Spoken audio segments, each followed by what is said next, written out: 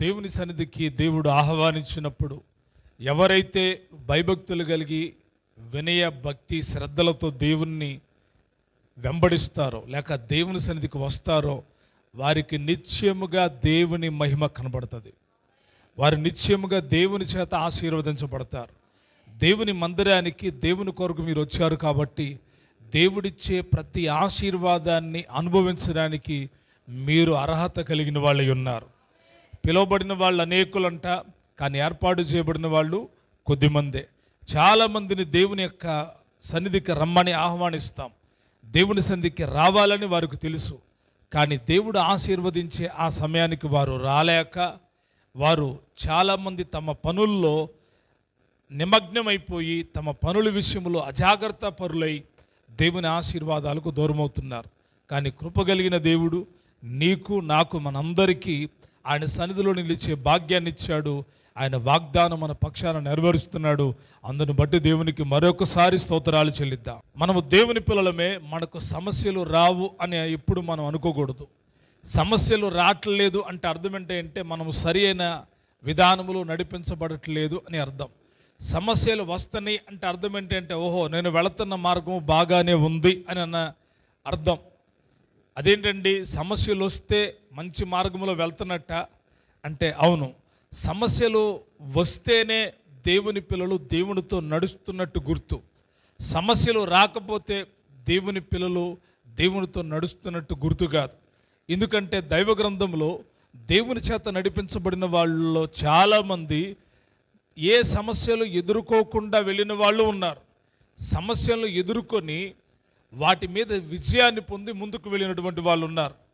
ఈ యొక్క ఉదయకాలాన్ని మనం గమనించాలి. సమస్యలు మనుషులకే వస్తాయా అంటే మనుషులకే వస్తాయి. ఏ మనుషులకు వస్తాయి అంటే ఎవరైతే మంచిగా ఉంటారో, ఎవరైతే యథార్థంగా ఉంటారో, ఎవరైతే భక్తిగా ఉంటారో, ఎవరైతే దేవునితో నడుస్తారో, ఎవరైతే దేవునిలో లోతుగా కొనసాగాలి అనుకుంటారో, ఎవరైతే ఆధ్యాత్మిక జీవితంలో మరింతగా బలపడాలి అనుకుంటారో వారికి తప్పకుండా సమస్యలు వస్తాయి. తప్పకుండా సమస్యలు వస్తాయి. ఎటువైపు నుంచి సమస్యలు వస్తాయి మాకు తెలిస్తే బాగుండు అనుకుంటాం. సమస్య ఒకవైపు నుండి వస్తుంది అంటే కొన్నిసార్లు తప్పించుకొని వెళ్ళిపోతాం. ఈ దేశంలో కరువు వస్తుందని తెలిస్తే ఈ దేశాన్ని విడిచిపెట్టి మరొక దేశానికి వెళ్తాం. ఆ దేశంలో కరువు వస్తుందంటే ఆ దేశాన్ని వదిలిపెట్టి వెళ్తాం. మరి ప్రపంచమంతా కరువు వస్తుంది అంటే ఎక్కడికి వెళ్తాం చెప్పండి? ఆ సమస్య నుంచి విడిపించగలిగిన వాళ్ళ దగ్గరికి వెళ్తాం. ఆ సమస్య నుంచి తప్పించే వాళ్ళ దగ్గరికి వెళ్తాం. సమస్యలు వచ్చినప్పుడల్లా విడిచిపెట్టి మరొక చోటికి వెళ్ళిన అనుభవాలు చాలామందికి ఉన్నాయి. కానీ ఆ సమస్యల్లో దేవుని మాట విని అక్కడే నిలిచి అద్భుతాలు చూసిన వారి జీవితాలు కూడా ఉన్నాయి. స్తోత్రం చెల్లిద్దాం. అనుభవాలు ఒక్కొక్కసారి ఒక్కొక్కలాగా. దైవ గ్రంథంలో మనం చదివితే నయోమి అంటుంది కదా, నేను బయలుదేరేటప్పుడు చాలా సమృద్ధితోనే బయలుదేరా. అక్కడ బాగుంటుందని, మోయాబు దేశంలో బాగుంటుందని, అక్కడ ఆహారం సమృద్ధిగా ఉందని, అక్కడ సంపద ఉందని, అక్కడ బాగుంటుందని బెత్లెహేమును వదిలిపెట్టి మోయాబుకి వెళ్ళాను. కానీ అక్కడికి వెళ్ళిన తర్వాత ఏమంటుందో తెలుసా? యెహోవా నన్ను రిక్తురాలినిగా చేశాను. సమస్య ఎక్కడైనా వస్తుంది, కానీ పరుగులెట్టడం అనేది దేవుని చిత్తంలో ఉండాలి. నడవడం అనేది దేవుడి చిత్తంలో ఉండాలి. దేవుడు మనల్ని ఎలాగ నడిపిస్తున్నాడో మనం గమనించాలి. దేవుడు మనల్ని నడిపిస్తున్నాడా, మనకు మనంగానే వెళ్ళిపోతున్నామా? కొన్నిసార్లు సమస్యలు ఉన్నాయని తెలుసు, కానీ మనకు మనంగానే వెళ్ళిపోతూ ఉంటాం. దేవుని చిత్తాన్ని అడగం. దేవుని దగ్గర కూర్చొని ప్రభువా ఈ సమస్య నాకు ఎందుకు వచ్చింది, దీని నుండి నేను ఎలా బయటపడాలి, ఈ సమస్యను ఎలా ఎదుర్కోవాలి అని దేవుడిని అడిగితే దేవుడు తప్పకుండా నీకు ఆలోచన ఇచ్చి ఆ సమస్యలో నిన్ను ఉంచి ఆ సమస్యలో నుండి నిన్ను విడిపించి నడిపించడానికి ఆయన ఒక్కడే సామర్థ్యం కలిగిన దేవుడు. స్తోత్రం చెల్లిద్దాం. మనం అనుకుంటాం ఎవడో నా సమస్యను సాల్వ్ చేస్తాడండి. ఎవడు మన సమస్యలను సాల్వ్ చేయలేడు. ప్రతి సమస్యకు జవాబు యేసు ప్రభువారే. ప్రతి సమస్య నుంచి ఆయన విడిపిస్తాడు. అది కరువైన, ఖడ్గమైన, ఉపద్రవమైన, అది ఆహారమైన, అది వస్త్రహీనత అయినా, అట్టి సమస్యల నుంచి విడిపించేవాడు యేసుక్రీస్తు ప్రభువారు మాత్రమే. ఒకసారి ఆయన బోధిస్తూ ఎలాగో చెప్పాడు. ప్రజలంతా నిలబడ్డారంట. మీరు దేని గురించి చింతపడుతున్నారు? ఏమి తిందామనా, ఏమి తాగుదామనా, ఏమి వస్త్రాలు ధరించుకుందామని మీరు చింతపడుతున్నారు కదా. ఏమి తిందామని, ఏమి తాగుదామని, ఏం ధరించుకుందామని చింతపడుతున్నారు. మనుషులు ఈ 3 రకాలైన చింతలు ఉంటాయి. ఈరోజు ఏం వంట వండుకోవాలి, ఏం తెచ్చుకొని తినాలి అనేది ఒకటి ఆలోచన. రెండవది ఏం తాగాలి అని ఆలోచిస్తారు. తెలుసా మీకు? ఒక బిర్యానీ తిన్నారనుకోండి, ఏం తాగుతారు చెప్పండి? మంచినీళ్ళు తాగిపోతారా చెప్పండి? దానికి తోడేంటిది? థమ్సప్పో, స్ప్రైటో, కోకో కోలానో, పెప్సీనో ఏదో కూడా తాగుతారు. ఏం తాగాలని ఆలోచన చేసేవాళ్ళు కూడా ఉంటారు. అంటే ఇవన్నీ వేరే విధంగా చెప్పట్లే నేను. మనిషి ఆలోచన, ఏం ధరించుకోవాలి, ఏం కట్టుకోవాలి, మంచి వస్త్రాలేవి అని ఆలోచిస్తాం. మనిషి కలిగే ఈ 3 ఆలోచనలు మనిషిలో కలుగుతాయి. ఎంత వద్దన్నా కలుగుతాయి. అవునా కదా చెప్పండి? ఒక్కొక్కసారి చనిపోయే ముందు కొంతమంది కొన్ని కోరికలు కలుగుతూ ఉంటాయి. ఇసాకు ఏశావుని పిలిచి అంటాడు, ఏమంటాడు తెలుసా? నేను చావడానికి సిద్ధంగా ఉన్నాను, నాకు మాంసం, వేటాడిన మాంసం తీసుకురా, నాకు తినాలని ఉంది. ఏముంది? తినాలని ఉంది. తినడం, త్రాగడం, వస్త్రాలు ధరించుకోవడం తప్పని ఆయన చెప్పట్లా. అయితే ఆయన ప్రజలకు ఇచ్చిన సందేశం ఏంటో తెలుసా? ఇవన్నీ కావాలని మీ పరలోకపు తండ్రికి తెలుసు. మీరు ఏం కట్టుకోవాలో, ఏం తినాలో, ఏం త్రాగాలో అని మీరు చింతిస్తూ ఉంటున్నారా? ఇవన్నీ కావాలని పరలోకపు తండ్రికి తెలిసి మీకు అనుగ్రహిస్తాడు. అయితే ఆయన చెప్తున్న మాట, మొదట ఆయన నీతిని, రాజ్యాన్ని మీరు వెతకండి. స్తోత్రం చెప్దామా? ఆయన నీతిని, రాజ్యాన్ని మీరు వెతికితే అప్పుడు అవన్నీ మీకు అనుగ్రహించబడతాయి. దేవుడు ఏ సమస్యనైనా సాల్వ్ చేయగలంటే ప్రతి సమస్యను దేవుడే పరిష్కారం చేయగలడు. దేవుడు సమస్యను పరిష్కరిస్తే దాన్ని తిరిగి మరలా ఇంకొక అప్పీల్ చేయడానికి లేదు. మీకు ఒక విషయాన్ని చెప్తాను. కోర్టులు అంటాం కదా, కోర్టు అంటాం. కోర్టులో రకరకాల కోర్టులు ఉన్నాయి. ఇక ఫైనల్ కోర్టు ఏంటంటే సుప్రీంకోర్టు, ఇంకోటి సుప్రీంకోర్టు. ఒక జడ్జిమెంటు చిన్న కోర్టులో వేశారు. ఒక పొల వివాదము, లేకపోతే ఒక స్థల వివాదము, ఏదో చిన్న కోర్టులో వేశారు. అక్కడ నిజంగా మీదే ఆ స్థలం, కానీ అక్కడ మీకు అపజయం కలిగింది. అంతటితో ఆగలేదు, మరలా జిల్లా కోర్టుకి మీరు వేశారు. జిల్లా కోర్టులో కూడా మీకు న్యాయం జరగల. మరలా ఎక్కడికి వెళ్ళారంటే హైకోర్టుకి వెళ్ళారు. హైకోర్టులో కూడా మీకు న్యాయం జరగల. హైకోర్టు నుండి సుప్రీంకోర్టుకి వెళ్ళారు. సుప్రీంకోర్టులో కూడా మీకు న్యాయం జరగల. అనుకుందాం న్యాయం జరగల, మీదే స్థలం, కానీ మీకు న్యాయం జరగల. మరి మీరు ఏ కోర్టుకి వెళ్తారు? ఉన్నాయన్నీ అయిపోయినాయి, ఇంకే కోర్టు? నేను అంటాను, ఏసీ దగ్గరకు ఒక్కసారి వస్తే, ఆయన ఒక్కసారి జడ్జిమెంట్ ఇస్తే ఇంకొక కోర్టు అవసరం లేదు. స్తోత్రం చెప్పండి గట్టిగా. ఆయన జడ్జిమెంట్ చేయడు, ఆయన చేశాడు అంటే, ఆయన తీర్పు తీర్చాడు అంటే, ఆయన శిక్ష వేశాడు అంటే ఎవ్వడు తప్పించుకోవడానికి వీల్లేదు. ఎవ్వడు తప్పించుకోవడానికి వీల్లేదు.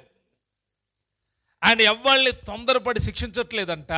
ఆయన అందరి మీద తన కృపను చూపుతున్నాడు నేటికి కూడా. ఆయన త్వరపడి శిక్షించట్లా. నిజంగా ఆయన శిక్షించడం మొదలు పెడితే మానవుడు ఎవ్వడు నిలబడలేడు. పౌలు గారు అంటాడు, పాపం వలన వచ్చు జీతము మరణము, శిక్ష అది మరణం.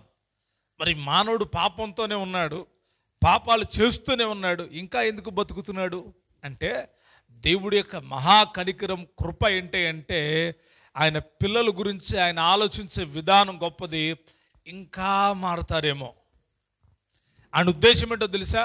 కొంతమంది అనుకుంటారు, అబ్బా మేము ఎంత తిరుగుబాటు చేసినా మాకేం కాలేదు, మేము ఇంత వ్యతిరేకంగా మాట్లాడినా మాకేం కాల, మేము పెద్ద భక్తి పరులు అని భక్తిలో ఉన్నవాళ్ళు, భక్తి చేయని వాళ్ళు, వాళ్ళ దేవుడు ఉంటే చూస్తాడు, ఆయన అంతు తెలుస్తాడు, మేము ఆయన మీదకి వెళ్తాం, చర్చీలు పడగొడతాం, లేకపోతే ఆయన పిల్లలు కొడతాం, ఏదైనా చేసేస్తామంటే వాళ్ళకి అర్థం కాని విషయం ఏంటి అంటే, మనకు తెలిసిన విషయం ఏంటి అంటే వాళ్ళకేమో వాళ్ళ దేవుడు ఏం చేయలేడని, కానీ మనకేం తెలుసు అంటే ఆయన ఇంకా వారి పట్ల కృప చూపుతున్నాడు. ఎందుకో తెలుసా? వారు మారాలని, వారు మారాలని. ఒక తండ్రి ప్రేమ ఎటువంటిదో, ఒక తల్లి ప్రేమ ఎటువంటిదో, నా దేవుని ప్రేమ అంతకంటే విలువైంది. అందుకే యెషయా భక్తుడు అంటాడు, తల్లి అయిన తన బిడ్డలను మర్చునేమో కానీ నేను నిన్ను మర్చిపోజాలను. తల్లి అయినా మర్చిపోయిద్దంట, తండ్రి అయినా మర్చిపోతాడంట, కానీ సృష్టికర్త అయిన దేవుడు మనల్ని ఏం చేయడు, మర్చిపోడంటండి. మర్చిపోడు ఆయన ఎప్పటికీ మర్చిపోడు. అందుకే ఆయన ప్రతి వాడిని శిక్షించక ఇంకా ప్రేమిస్తానే ఉన్నాడు. ప్రేమించే వాళ్ళని త్వరగా శిక్షించలేం, ప్రేమించే వాళ్ళని త్వరగా ఏం చేయలేం, శిక్షించలేం. ఆ ప్రేమ ఏం చేస్తూ ఉంటుందంటే శిక్షను ఆపుతూ ఉంటుంది. ఇంకా ప్రేమిస్తానే ఉన్నాడు ఆయన. ఇంకా నా ప్రజలు మారుతారేమో, నా తట్టుకు వస్తారేమో, నన్ను అడుగుతారేమో, నాతో మాట్లాడతారేమో, నా వైపు తిరుగుతారేమో, ఈ శ్రమల్లో, ఇబ్బందుల్లో, ఈ కష్టాల్లో నా దగ్గరికి వచ్చి నన్ను వేడుకుంటారేమో అని ఆయన ఇంకా శిక్షింపక ప్రేమిస్తున్న దేవుడు యేసయ్య. ఆయన ఇంకా శిక్షింపక ప్రేమిస్తూనే ఉన్నాడు. ఆయన ప్రేమ లోపం లేనిది. తల్లి ప్రేమలో లోపం ఉంటుందేమో, తండ్రి ప్రేమలో లోపం ఉంటుందేమో, భర్త ప్రేమలో లోపం ఉంటుందేమో, భార్య ప్రేమలో లోపం ఉంటుందేమో, ప్రేమికురాలి ప్రేమలో, ప్రేమించేవాడి ప్రేమలో, బంధువుల ప్రేమలో, ఇంకా రక్త సంబంధికుల ప్రేమలో లోపం ఉంటుందేమో, కానీ నా యేసయ్య ప్రేమలో ఎటువంటి లోపం లేదు. పరిపూర్ణమైన ప్రేమ యేసులోనే ఉంది. నమ్మిన వాళ్ళు గట్టిగా స్తోత్రం చెప్పండి. కాబట్టి ఆయన పిల్లల్ని ఆయన చేయి విడిచిపెట్టడు. నీ సమస్యల వెనక ఆయన నిలబడతాడు. నీ సమస్యల వెనక ఆయన నిలబడి నిన్ను నడిపించడానికి సిద్ధంగా ఉన్నాడు. అయితే నువ్వు నడవడానికి సిద్ధంగా ఉన్నావా? చాలా సందర్భాల్లో మనకు త్రోవ బాగుంటే చాలా సంతోషంగా, హ్యాపీగా ఫీల్ అవుతాం. హైవే రోడ్లో వెళ్ళేటప్పుడు చాలా సంతోషంగా ఉంటుంది. ఎందుకంటే ఎక్కడ ఇబ్బంది ఉండదు. 4-wheel లైన్ ఉంటుంది, హైవేలో 4-wheel లైన్ ఉంటుంది, ఎక్కడ ఇబ్బంది ఉండదు. ఏ దారిన ఆ దారిని పోతూ ఉంటాయి. ఒకళ్ళని నీకు మంచి టాలెంట్ ఉంటే ఒకళ్ళు క్రాస్ చేసి, ఇంకొకళ్ళు క్రాస్ చేసి, 2-3 క్రాస్ చేసి కూడా ముందుకెళ్ళొచ్చు. అది హైవేలో దొరుకుతుంది. అది ఇరుకు రోడ్లో అలా కుదరదు. ఇరుకు రోడ్డు ఎలాగుంటుందంటే, కొన్ని రోడ్లు చాలా విచిత్రంగా ఉంటాయి, చాలా విచిత్రంగా ఉంటాయి. ఒకసారి కారు వేసుకొని వెళ్తున్నాం, అది చిన్న రోడ్డు. అటునుంచి ఒక లారీ వచ్చింది. ఆ లారీని తప్పించడానికి అప్పుడే నేను కొత్తగా దోలుతున్నా, నాకు చెమటలు పట్టినాయి. కారులో ఏసీ ఉంది, ఏసీ బాగొస్తుంది. అసలు అప్పుడు దాకా చెమటలు పట్ల, చెమటలు గారిపోతున్నాయి. తప్పించాలి, ఎలా తప్పించాలి తెలియట్లే. ఇరుకు రోడ్డు, అటు వెళ్తే అంచుంది, ఆ పొదల్లోకి వెళ్ళిపోయిద్దేమో అని భయం. ఖాళీ ఉంది కానీ వెళ్ళట్లా. వెనకమాల ఒక అన్నుండి అన్నాడు, ఇగో తమ్ముడు కొంచెం అలాగే దించు, ఎందుకు నీ చెమటలు పడుతున్నా, టెన్షన్ పడుతున్నావు, కొంచెం అలాగే దించు, వాడే పోతాడు అన్నంటే అటు జారిపోద్ది. ఏమి జారదు, నెమ్మదిగా దించు అన్నాడు. ఆయన చెప్పినట్టుగా చేసి నెమ్మదిగా దించా. ఆ వచ్చిన లారీ అటు దిగి వెళ్ళిపోయింది. ఓహో, ఇరుకు రోడ్లు వెళ్ళేటప్పుడు ఇబ్బందులు ఉంటాయి. ఇరుకు రోడ్లు వెళ్ళేటప్పుడు ఏముంటాయి, ఇబ్బందులు ఉంటాయి. మరి విశాలమైన రోడ్లోకి వెళ్ళేటప్పుడు, విశాలమైన రోడ్లు కూడా ఏముంటాయి, ఇబ్బందులు ఉంటాయి. మనం ఓవర్టేక్ చేసేటప్పుడు ఇంకోటి వచ్చి మన కారు మధ్యలో పెడతాడు. కనుమూసి కను తెరిసేలోపు యాక్సిడెంట్ అయిపోయింది. ఇరుకు రోడ్లోనేమో యాక్సిడెంట్ అవ్వడానికి కొంచెం టైం పట్టుద్ది. అదే పెద్ద రోడ్లో అనుకోండి, ఎంతసేపు, రెప్పపాట్లో. నా స్నేహితులు 2 అలా చనిపోయారు. హైవే రోడ్లో మంచి స్పీడ్ మీద వెళ్తున్నారు, ఎదర ఆగున్న దాన్ని కొట్టి ఒకళ్ళు చనిపోయారు. ఎదరికెళ్ళి ఇంకొకటి చేత కారోడు కొట్టేశాడు, చచ్చిపోయారు 2 అలాగా హైవే రోడ్లో. సమస్యలు ఎక్కడైనా ఉంటాయండి. అయితే ఆ సమస్యలలో మనం దేవుని మీద ఆధారపడితే దేవుడు తప్పకుండా మనల్ని కాపాడి నడిపించే దేవుడై ఉన్నాడు. మనకు సమాధానం ఇచ్చే దేవుడై ఉన్నాడు.